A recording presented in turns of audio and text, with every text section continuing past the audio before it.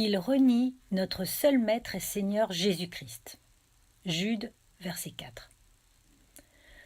De toutes les irrégularités doctrinales dans leur système sur lesquelles Jude aurait pu attirer l'attention, il place celle-ci en tête de liste. D'ailleurs, elle résume toutes les autres. Le rejet absolu de l'autorité de Christ est la racine et la véritable raison de l'apostasie des faux docteurs. Ces derniers ne supportent pas l'autorité suprême de Christ et le désavouent en tant que véritable maître parce qu'ils sont des cœurs rebelles et veulent conserver tout le pouvoir. Jude stipule que les principales raisons de leur rébellion sont la débauche, l'avidité et les désirs de la chair. Ces péchés caractérisent pratiquement tous les faux docteurs. Ils changent la grâce de notre Dieu en dérèglement, verset 4, se livrent à la débauche, au verset 7, souillent leur chair, au verset 8, et se jettent pour un salaire dans l'égarement de Balaam, au verset 11. Encore une fois, ceci nous rappelle que les fausses doctrines sont presque toujours fondées sur l'immoralité ou les désirs charnels, plutôt que sur l'ignorance ou l'incompréhension. La personne qui veut se laisser aller à ses désirs impurs et suivre sa propre volonté doit rejeter l'autorité suprême de Christ. Toutefois, afin de camoufler leurs motifs vils, la plupart des faux docteurs voilent délibérément leur rébellion contre l'autorité suprême de Christ, habituellement sous le couvert d'une certaine forme de religiosité. Les faux docteurs auxquels Jude a affaire n'auraient pas pu s'infiltrer secrètement dans l'Église, à moins qu'ils aient, d'une manière ou d'une autre, évité de faire connaître leur mépris pour l'autorité suprême de Christ. Sans doute ils faisaient profession de connaître Dieu et de reconnaître l'autorité de Christ, mais ils le reniaient par leurs œuvres. Même aujourd'hui, la plupart des faux docteurs agissent ainsi. Ils n'aiment Christ qu'en parole et n'éprouvent aucun amour réel pour lui. Ils l'appellent Seigneur, Seigneur, mais ne font pas ce qu'il dit. Ils ont une apparence de spiritualité, de piété artificielle, de cordialité. Mais examinez de près n'importe quel faux docteur et vous y verrez quelqu'un qui méprise l'autorité divine. Ce n'est donc pas étonnant dans ce cas que le flirt récent de l'évangélisme avec l'apostasie ait toujours supposé un quelconque effort pour évincer Christ de sa position légitime de chef de l'Église. La plupart du temps, cette attaque vise subtilement ou indirectement l'autorité suprême de Christ. Néanmoins, chaque tactique a toujours pour but de masquer un cœur qui cherche à changer la grâce de Dieu en dérèglement tout en reniant le seul Seigneur Dieu et notre Seigneur Jésus-Christ. Premièrement, l'approche sensible aux chercheurs. Comme les églises ont adapté leur culte du dimanche matin au goût des gens à la recherche de spiritualité, on met, par exemple, de moins en moins l'accent sur l'édification des saints et davantage sur le divertissement des non-croyants. Les pièces de théâtre, la musique, la comédie et même certaines formes de vaudeville remplacent souvent la prédication. Par conséquent, Christ est destitué de son poste de chef de l'Église et sa parole retirée de la place qui lui revient. Ce qui a pour effet de réduire au silence son autorité dans la vie de son peuple. En fait, cette approche soumet la direction de l'Église aux chercheurs qui ne fréquentent aucune Église. De plus, chaque fois qu'un prédicateur supprime ou ramollit une dure vérité de l'Écriture pour rendre le message plus agréable, il supprime le véritable message de Christ et de cette façon usurpe l'autorité qui lui revient en tant que chef de l'Église. Deuxièmement, la théologie qui nie l'autorité suprême. Dans quelques-uns de mes livres précédents, j'ai critiqué un système de théologie populaire qui soutient que chacune des références à l'autorité suprême de Christ devrait être retirée du message de l'Évangile. Selon ce point de vue, la soumission à l'autorité suprême de Christ est facultative et ne s'applique qu'aux chrétiens de longue date. L'Évangile n'est donc rien de plus qu'une invitation à accepter Jésus comme sauveur, en faisant bien attention d'omettre de faire référence à son autorité suprême. Ne font plus partie des messages, les appels à Christ à faire des disciples, ces exigences qui imposent l'abnégation de soi et le fait de porter sa croix. De même que son avertissement à calculer le coût de le suivre. L'Évangile qui nie l'autorité suprême prend aussi bien soin d'éviter d'inviter les pécheurs à se repentir. La doctrine qui nie l'autorité suprême est devenue populaire au milieu du XXe siècle et a été pendant plusieurs décennies le système théologique dominant presque incontesté de l'évangélisme américain.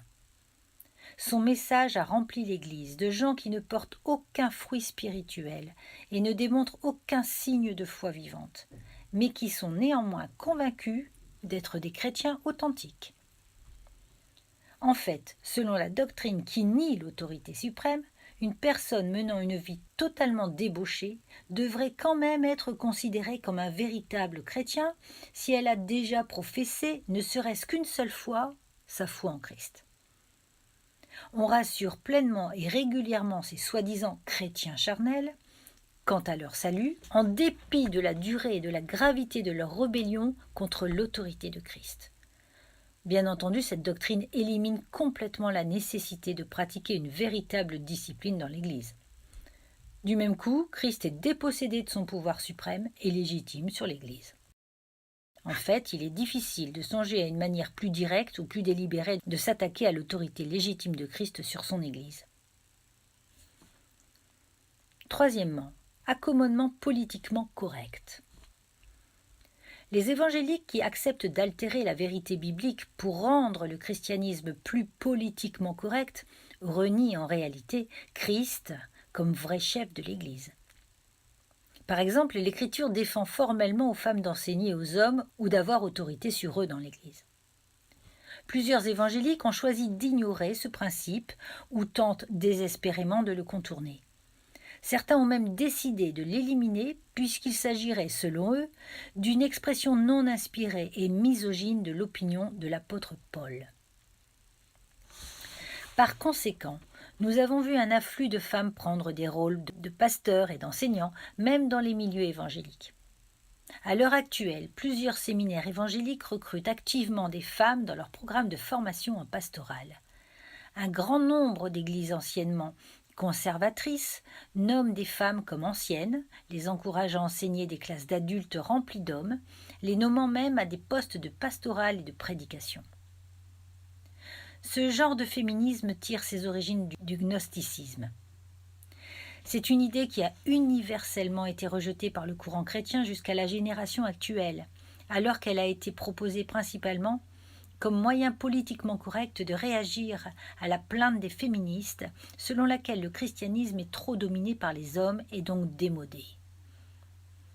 L'acceptation rapide du féminisme évangélique démontre combien de gens dans l'Église sont décidés à accepter à tout prix de fausser l'Écriture pour la rendre conforme à l'opinion du monde. C'est ce même genre de mentalité qui pousse certains traducteurs de la Bible à réinventer le langage de l'Écriture, de sorte que celle-ci ne parle du sexe d'une personne qu'en termes génériques, et qu'ainsi elle paraît suffisamment inclusive pour satisfaire aux normes postmodernes. Quatrièmement, d'autres modes et nouveautés théologiques. Des douzaines d'autres affronts à l'autorité suprême de Christ sur l'Église se répandent actuellement dans le mouvement évangélique en général. Quelques-uns portent gravement atteinte à l'autorité de Christ par leur doctrine erronée. Le théisme ouvert, par exemple, suggère que Dieu ne connaît pas parfaitement le futur.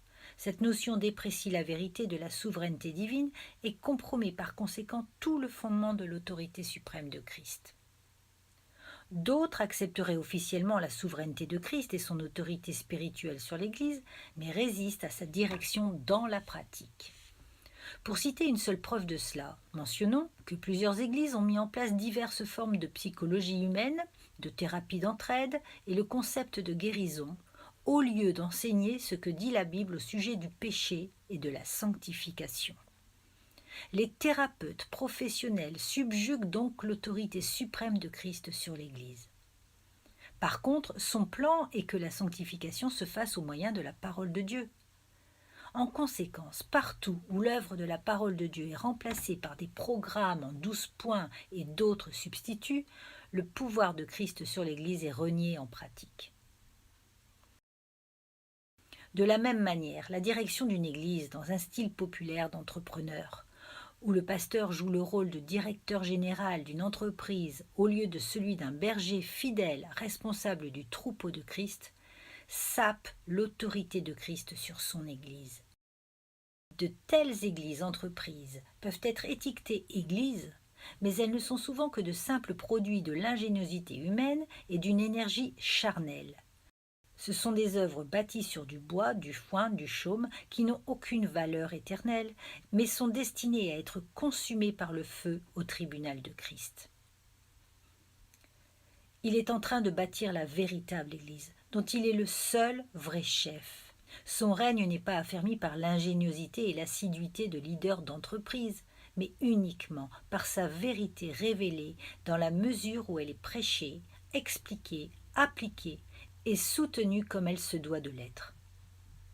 Malheureusement, presque partout où nous tournons le regard dans le mouvement évangélique, nous constatons que l'autorité suprême de Christ sur l'Église est remise en cause, rejetée, ignorée, annulée ou autrement contestée.